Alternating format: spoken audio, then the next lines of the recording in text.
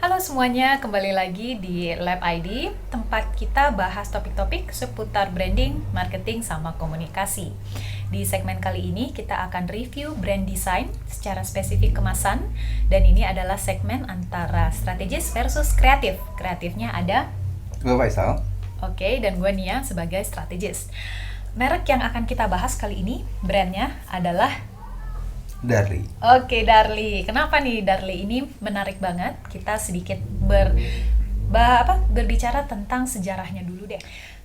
Sejarah menarik Darli itu diawali sekitar tahun 30-an dari perusahaan Hawley and Hazel. Jadi dia ada di sekitar Cina sebenarnya waktu itu. Dan yang menarik namanya adalah Dar Darky. Darky, yang artinya gelap atau hitam. Dan icon orang yang ditampilkan juga sebagai sandingan dari namanya itu adalah orang berkulit hitam dengan mata belok, bibirnya tebal, kulitnya hitam kelam menggunakan topi tinggi khas zaman dulu.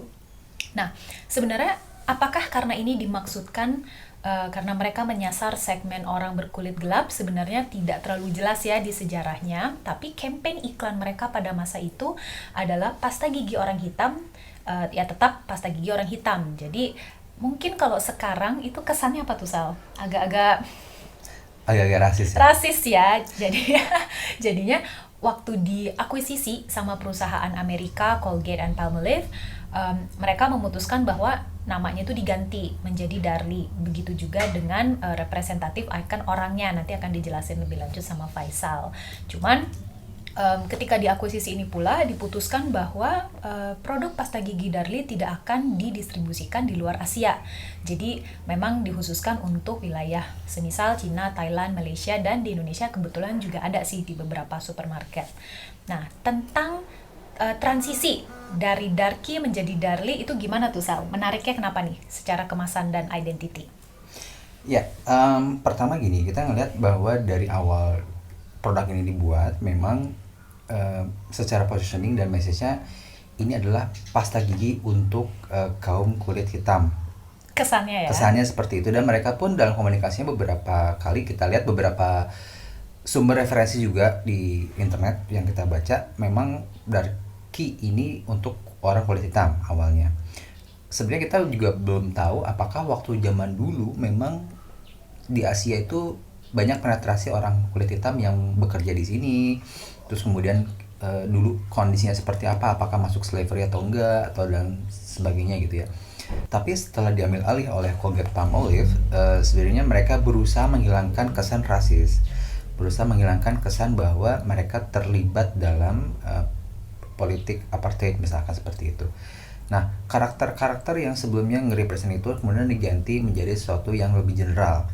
Pertama, penggunaan warna kulit hitam dalam ilustrasinya diganti dengan karakter yang berwarna kulit putih.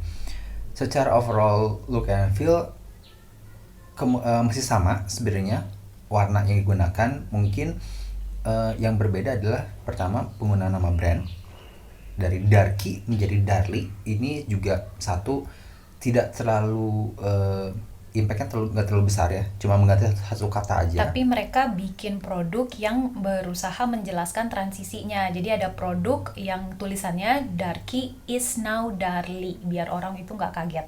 Betul. Dan secara pronounce pun orang masih relevan. Oh, ini Darky, ini Darlie, masih deket lah gitu secara pronouncement-nya. Terus yang kedua, memang secara ilustrasi dengan pose yang sama, hanya treatment ilustrasinya yang berubah.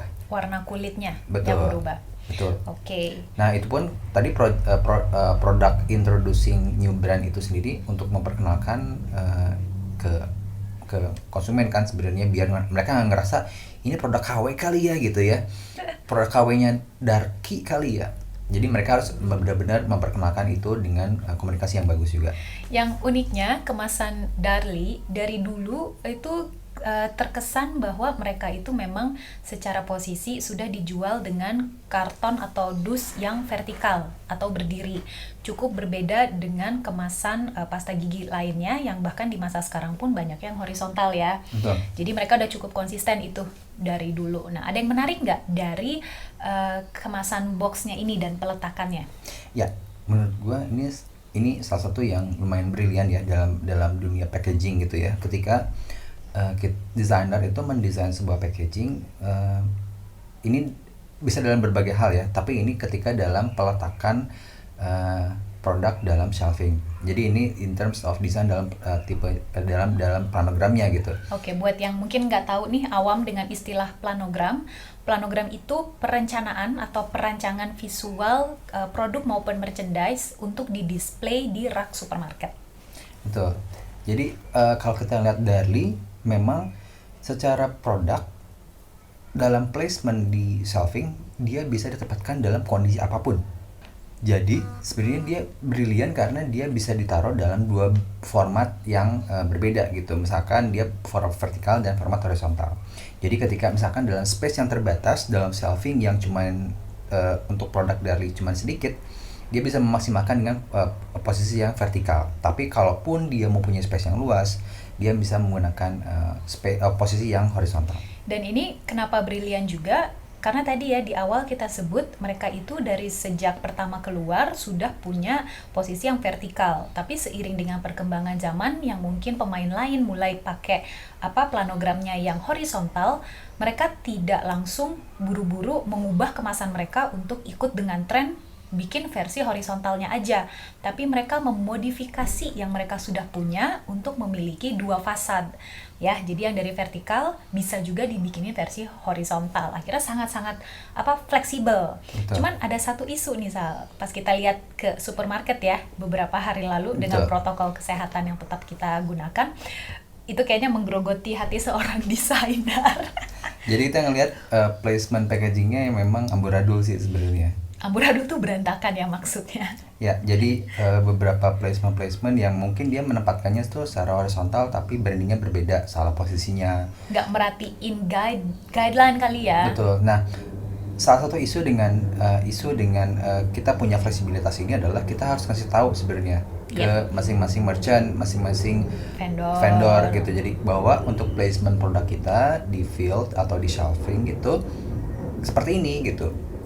Face front, terus kemudian shelvingnya brandnya terdepan itu harus dibaca dengan mudah. Kalau peletakannya horizontal, bagian mana yang harus tampil, kalau vertikal pakai sisi yang mana, itu benar-benar harus diajarin kayaknya. Walaupun sebenarnya udah cukup jelas ya, karena kelihatan kalau keterbacaannya jadi miring, ya berarti dia tidak semestinya digunakan untuk horizontal, harusnya kan kebaca dengan jelas. Jadi ini juga ya kita berusaha mengapresiasi tim desainer yang udah mikirin segitunya untuk bikin visibilitas yang maksimal dengan posisi apapun, tapi ternyata di lapangan gak dipakai tuh, wah sedih banget sih. Cuman ya at least sekarang kita udah tahu ya.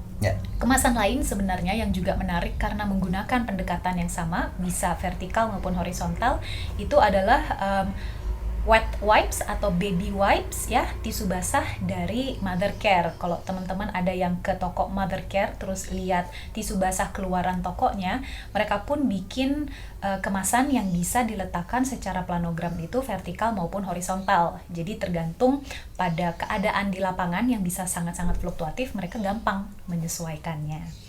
Nah, Darlie ini ada isu yang menarik juga, karena walaupun kita jarang ngeliat di toko ya, tapi ternyata di website Indonesianya mereka punya varian untuk anak kecil. Pasta gigi khusus untuk anak-anak dengan rasa stroberi. Isunya apa, Sal? Sebenarnya ini kan Darlie ini sendiri kita ngeliat identik ya. Maksudnya dari dulu sampai sekarang si brandingnya tetap sama, dengan penggunaan karakter visualnya seperti itu, dengan warna brand seperti itu gitu. Dan ini sebenarnya lebih ke arah challenge sih, bukan isu. Jadi challenge-nya ketika Darlie mau mengeluarkan produk baru dengan segmentasi pasar baru, seperti apa sih gitu. Jadi kebetulan mereka mengeluarkan produk untuk kalangan anak kecil dengan berbagai rasa varian gitu. Misalkan Darlie ini yang kita tahu ya, mereka mengeluarkan varian dengan rasa strawberry gitu, terus dengan ada rasa orange.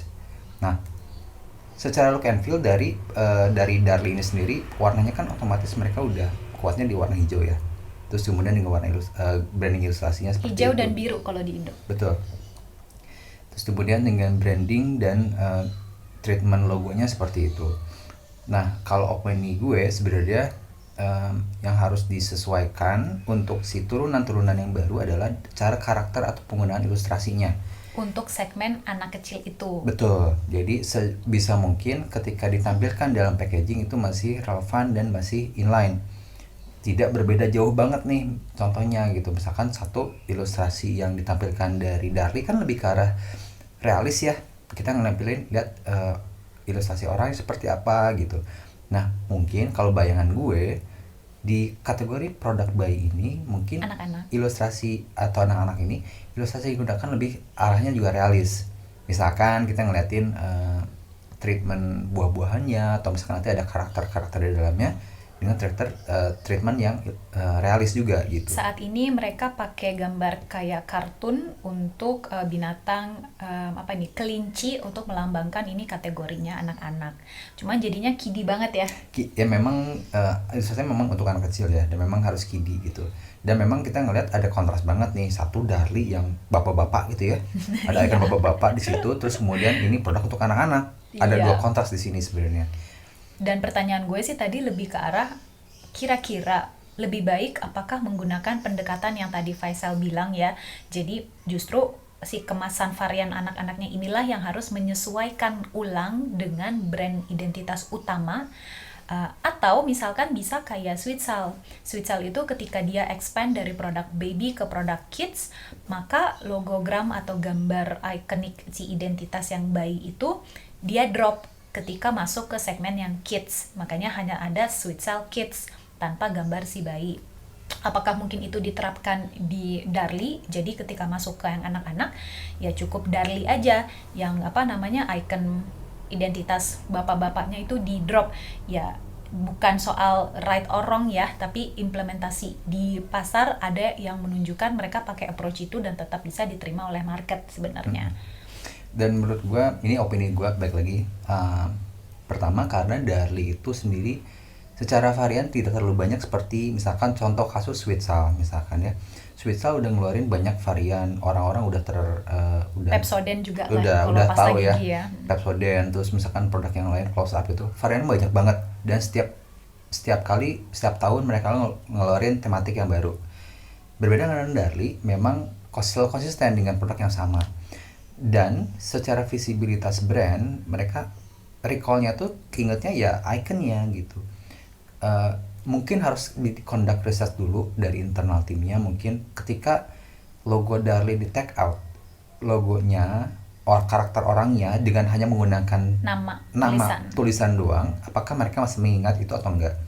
Karena ya baik lagi kalau misalkan itu ternyata udah kuat nih si presence-nya cuma tulisan doang gitu, ya udah berarti itu bisa dimasukkan dengan alternatif yang kedua tadi. Kita penasaran banget sebenarnya kalau salah satu dari kalian ada yang pernah coba atau konsumennya Darlie, tolong ceritain kira-kira apa yang membuat kalian itu tertarik dengan brand ini dan menggunakan produknya. Karena dari segi harga pun cukup jauh ya dari kompetitor yang lain. Dia kemarin kita lihat di toko sekitar 20.000. Nah, oke, jadi stay tune terus ke topik-topik yang seputar branding, marketing, dan komunikasi di YouTube sama podcast Lab ID. Kalau menurut kalian topik seperti ini menarik, don't forget to subscribe.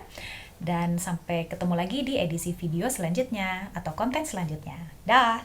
Ya.